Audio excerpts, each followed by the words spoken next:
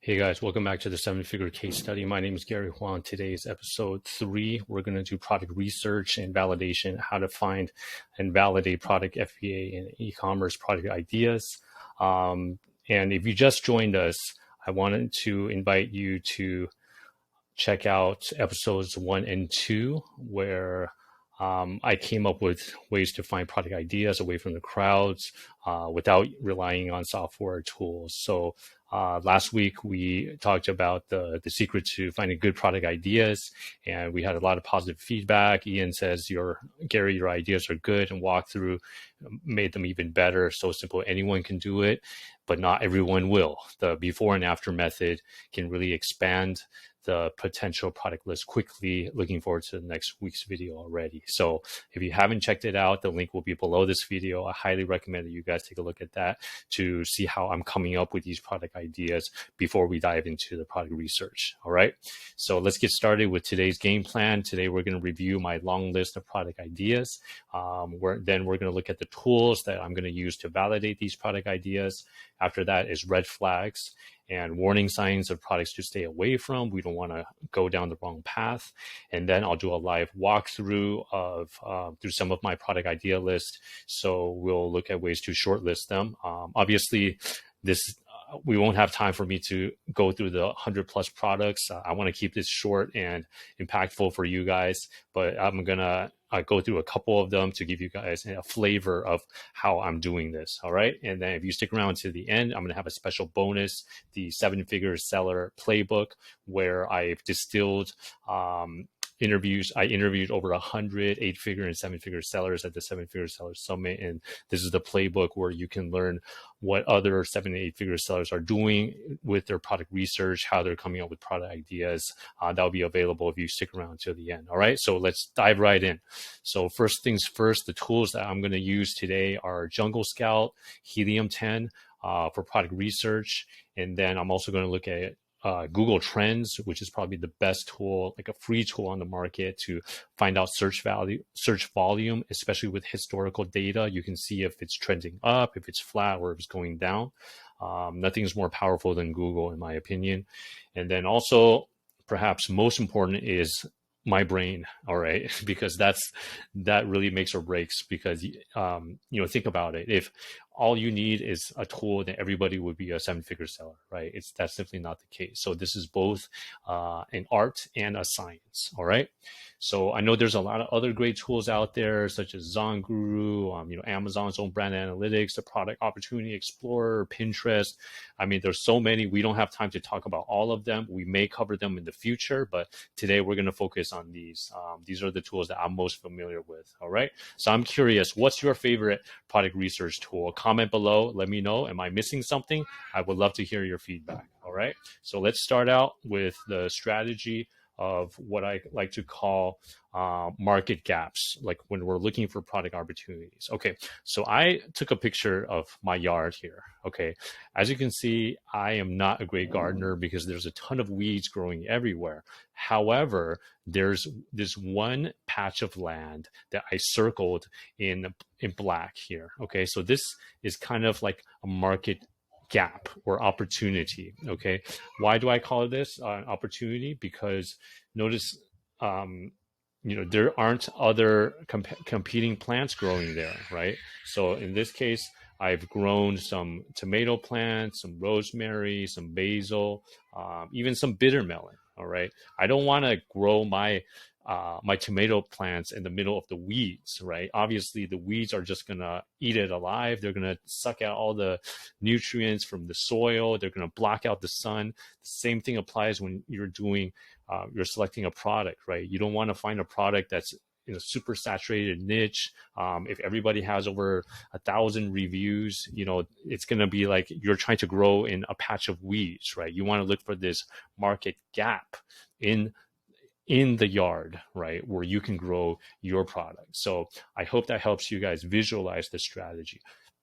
Over my years of doing e-commerce, I noticed a couple of common threads with profitable product ideas. Usually these products are kind of like weird niche products, not something you can just walk into a Walmart and buy off the shelf. Okay. Other other common threads are, it could be a new product niche, something that's trending, something that just came out. It could be an accessory for a hot selling product, right? So think about, for example, one of my first private label products was an Apple Watch band. I launched that.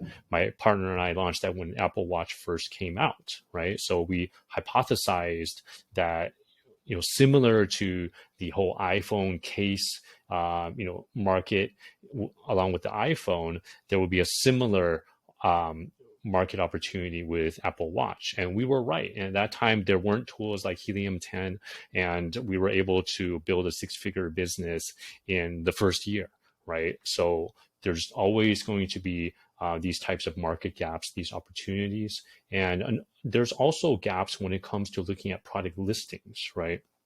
So when you're looking at the competition, which we'll do in a few minutes, if we have a particular keyword, we want to scope out the competition. Are the competitors even targeting this keyword in their title? If they're not, then that could be an opportunity for us to go in with that in the title and rank even higher immediately.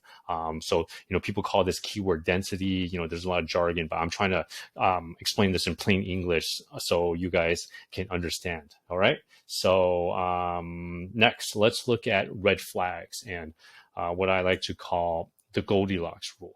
Okay, so when researching products, you want to avoid products that are too hot or too cold. So you guys probably know that that fairy tale Goldilocks and the Three Bears, right? Goldilocks went into the house and there were 3 bowls of porridge on the table.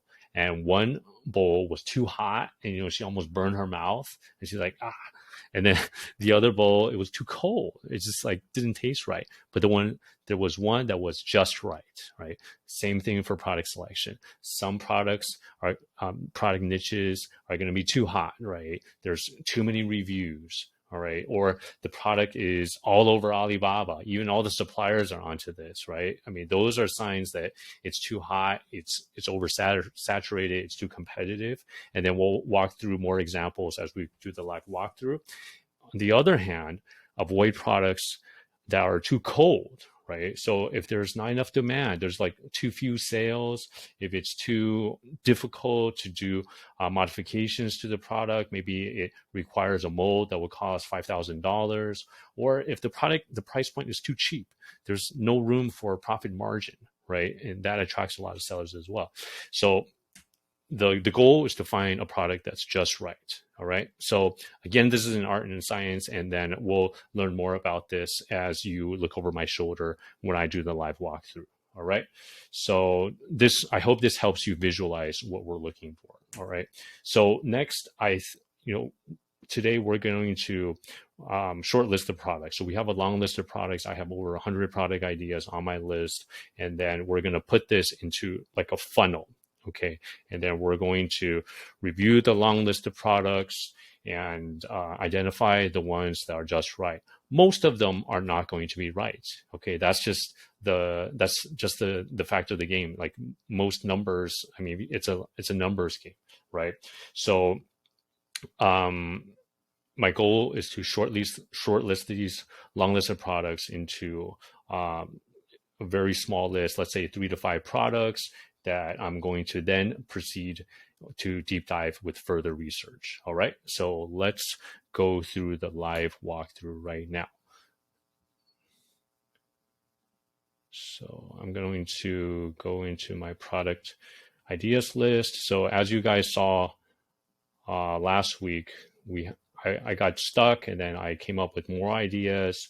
So right now I have over 100, roughly 110 product ideas. Okay, so obviously there's no way I can record the whole thing of me going through the entire list.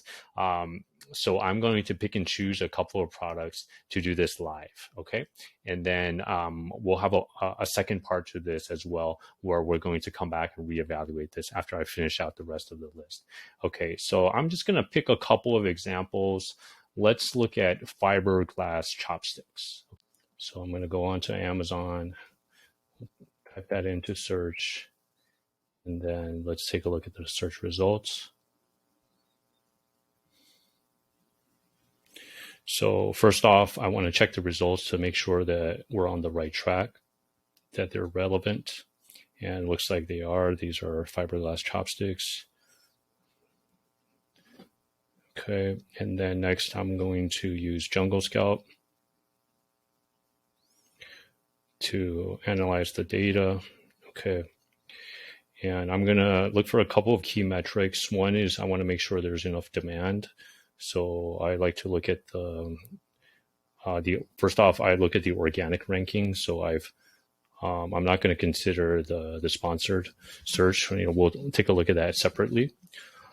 And I'm going to look at the top 10 search results and the number of sales. I want to see more than 3,000 sales. So that's easily over 3,000. So that's a yes. So I go back to my spreadsheet. I'll put yes in. Next, I look at the competition. I like to see 5 competitors with less than 100 reviews. So in Amazon, they call it rating number. There's the number of product reviews per listing. So let's see. Everybody has at least a few hundred to a few thousand. So that's a no. Okay. So if that's a no, then I move on. Okay. I want to get yes to demand and competition. All right. So next, let's look at a different product. So notice I'm not going to waste time. If I already see if it's too competitive, I'm just going to move on, right? Okay, so let's look at the next product.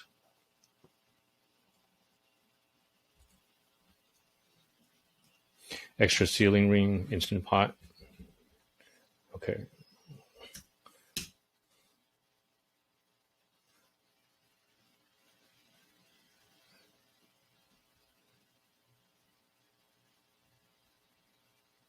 Okay, so search results look right. You can see. So I am doing this live. I really don't know if this product is going to fit the criteria or not. So I'm looking at this. So you're literally looking over my shoulder as I'm doing product research. This is what it looks like, right? So, okay, so monthly sales. So it's over 3,000 units sold. That's good. Wow, this. Okay.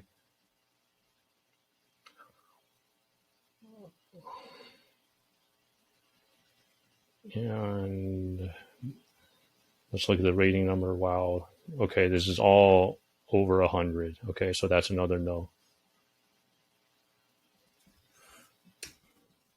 Okay. So let's move on.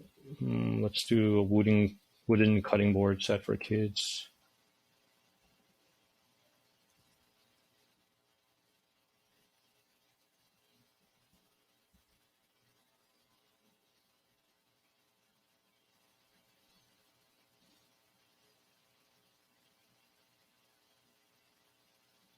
Okay, so I'll look at the search results.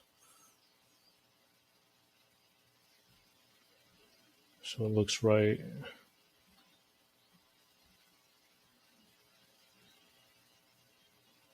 Interesting.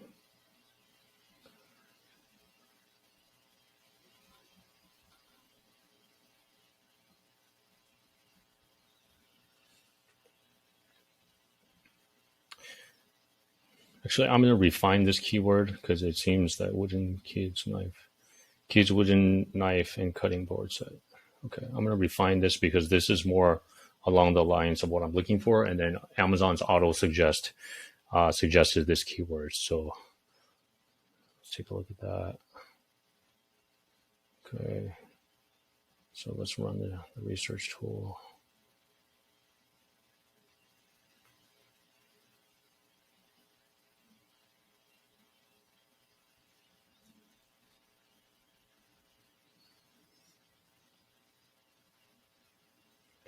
So you can see here in this niche, one seller is dominating, right? Melissa and Doug. This is a name brand, a global toys company. This is actually the same one that I got for my son. So they're dominating with 1,892 monthly sales, and the rest are doing like 40, 80. There's one that's doing pretty well, 700. Okay, so I say if we add it all up, and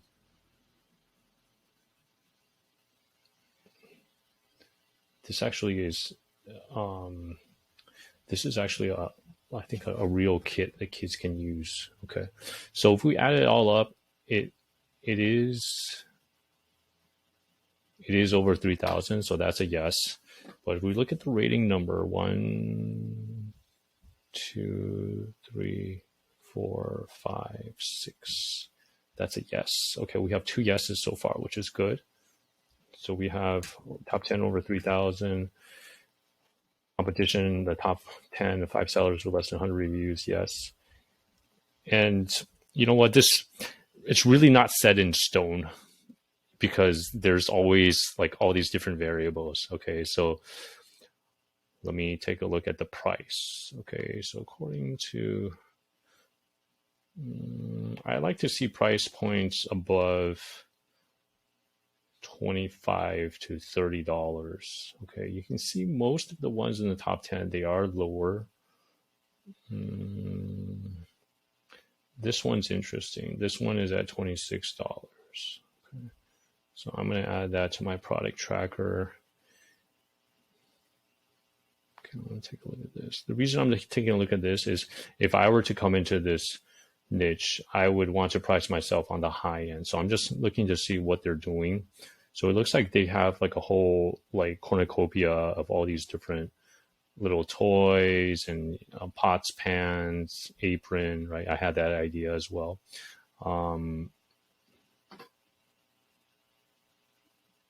Interesting. Okay. So if I were to come into this niche, I would do something similar. But the average price, it is a little bit low for me. I mean, according to Jungle Scout, it's $28. I think there's one outlier here. That's not for kids. That's like a real set. If we take that out. So what I'm seeing right now, I mean, like these ones that cost like $200, that's not it, right? I don't think that's it either. So for me, the price point is a little low. I say the average price here is even like less than $20. So to me, that's a little low. I'd like to see at least $30. I mean, but I could probably come in higher at the niche than this niche, right? So you know what? I'm going to put the yes. So this could be interesting. So ranking, I also rank the products from 1 to 3. So if it's a definite no, that's a 3, right? This one, I would say maybe it could be a 1, right? Because we have enough demand, competition isn't too high. Okay, so I'm going to keep going. So toddler oven mitts.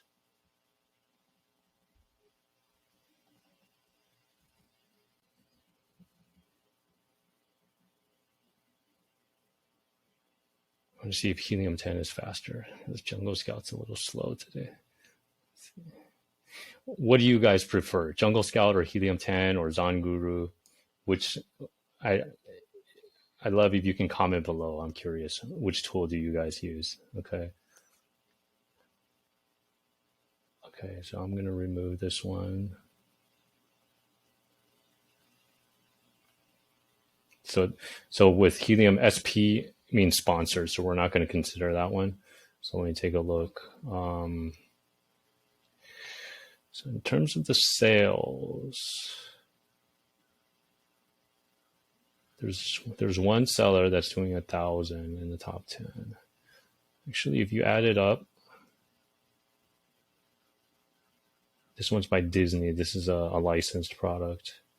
If you add it up, it is, I believe, it's about 3,000. Okay, so that's a yes. The number of the review count, let's look at that. 1, 2, 3. There's 3, so that's not great.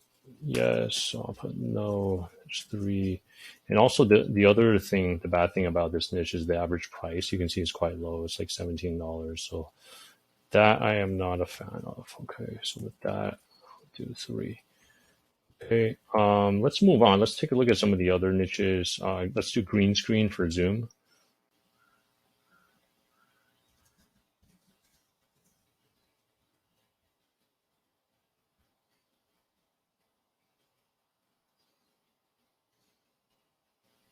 Okay, so this is the right product.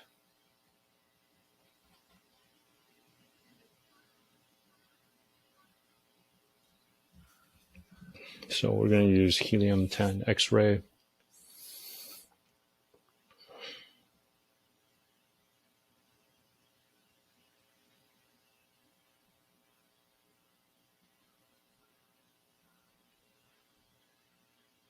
Okay, so this is, I believe this product is in the electronics niche, so we cannot see the sales data, which is unfortunate.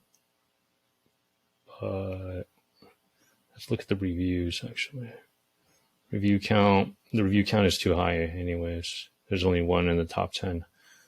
Okay, so that's a no.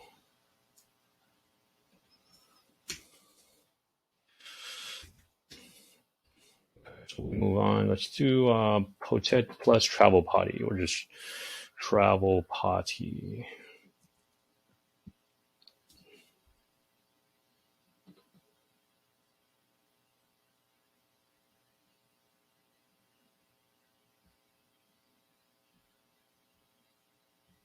Okay, so Potet Plus looks like a name brand, so I'm just going to remove that. I'm going to put in Travel Potty.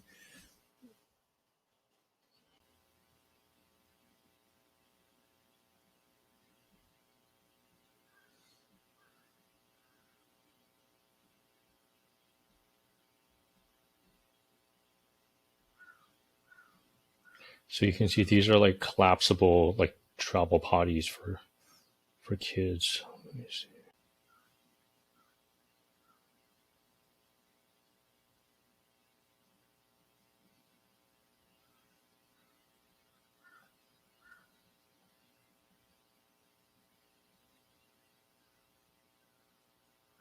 Okay, so sales definitely that's the demand is enough. It's over 3,000, and the review count. 2, 3. So we only see 3. Okay, it's about 3. Okay, so that's yes and no. All right. This is a gimbal.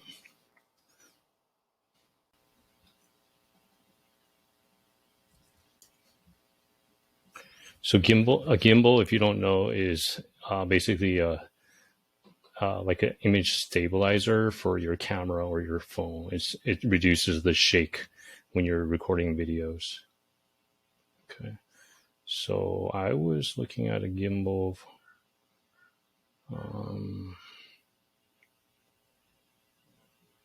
was looking at a gimbal for a camera, for my camera. So let's take a look at that.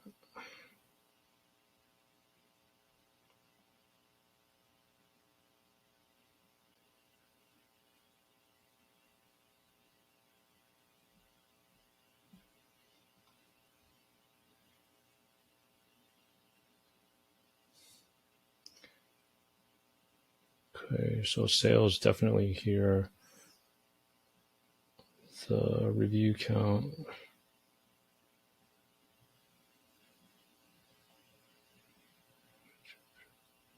No, reviews are too high. So the demand is too high. All right. So yes. Oh. Okay.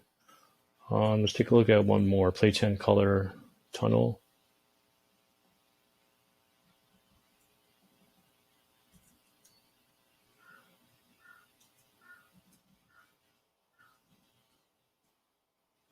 Play crawl tunnel.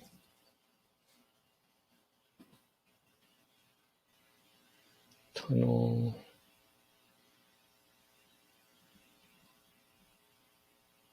Play tunnel. Let's say play tunnel. If I were to refine the keyword further, I can use helium-10, like Cerebro, or one of like the reverse ASIN search tool to get more keywords. But just for the interest of time, I'm going to use the one that comes to mind first. Okay.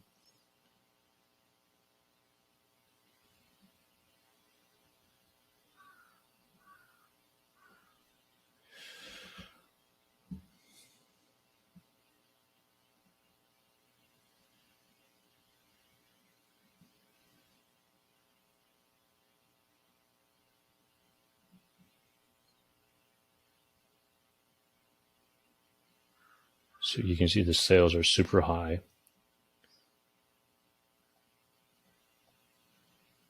And the review count, there's only one in the top 10, right? So I set this helium filter for the review count to be one of the top 10 has under 100 reviews. Okay, so that's a no, right? So let's take a look at what we have so far.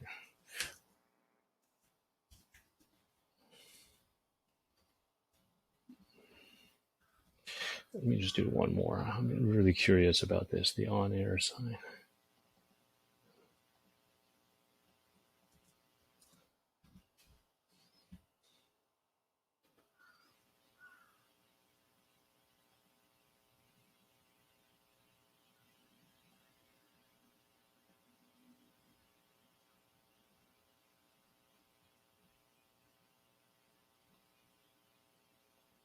So this is basically a sign when you're in the middle of a Zoom meeting, or if you're recording something, or if you're live streaming something. So that way you put it outside, just like one of those old school radio stations. They have that on-air light once it goes on. So it's good for people that are working remotely or content creators.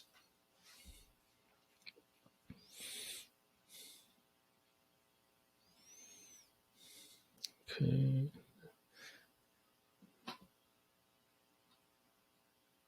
So let's look at the sales. Sales aren't that super high, 300. I think the sales are only about, the sales are less than 300, less than 3,000. Helium, top 4 of the 10 have revenue over 5,000.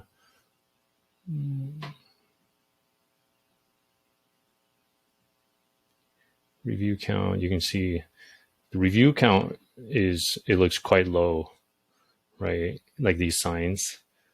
So that's a good sign. So if I were to come in with and get, I can get, 9 reviews, right? And some of these, this guy only has 2.6 review rating. So that could be a low barrier to entry.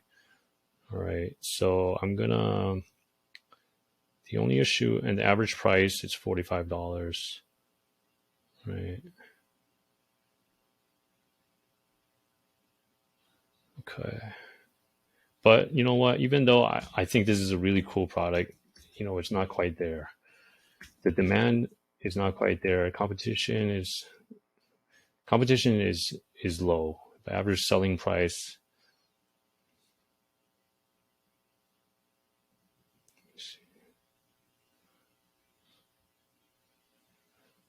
40.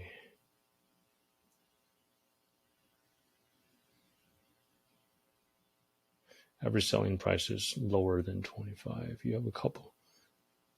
Yeah. Okay, so average selling price, it's in the top 10. I'm only going to focus on the top 10. I'd say it looks like about 20, 25-ish dollars. Okay. I'm going to give it a 2 because we can probably break into this, but the demand is not huge. We can look at some other similar type products. All right. So that's all I'm going to do in today's video. I want to keep this short and not make it too long. I know some of you guys don't have the time to watch an hour-long video, so I'm going to break this up into part 2, and then we'll come back next week to review this further. But let's look at some takeaways. So in about this roughly 15, 20 minutes, I've gone through 1, 2, 3, 4, 5, 6, 7, 8, 9, roughly 9 products. And in terms of the ranking,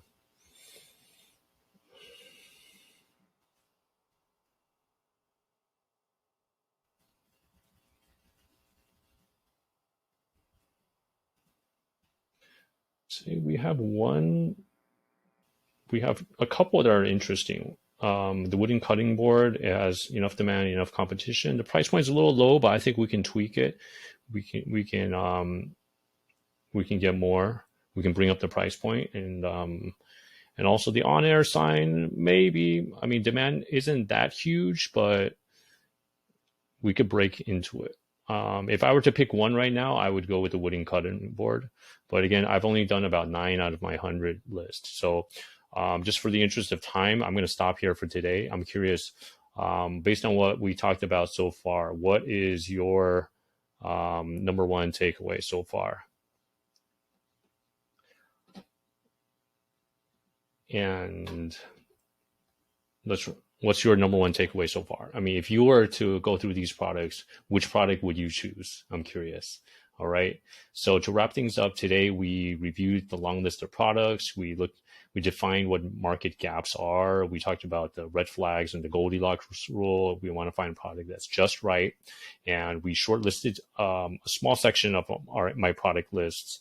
And I'm going to come back next week to report more after doing more homework. All right. So thanks for sticking around until the end. I wanted to mention that I also run an event called the 7-Figure Seller Summit.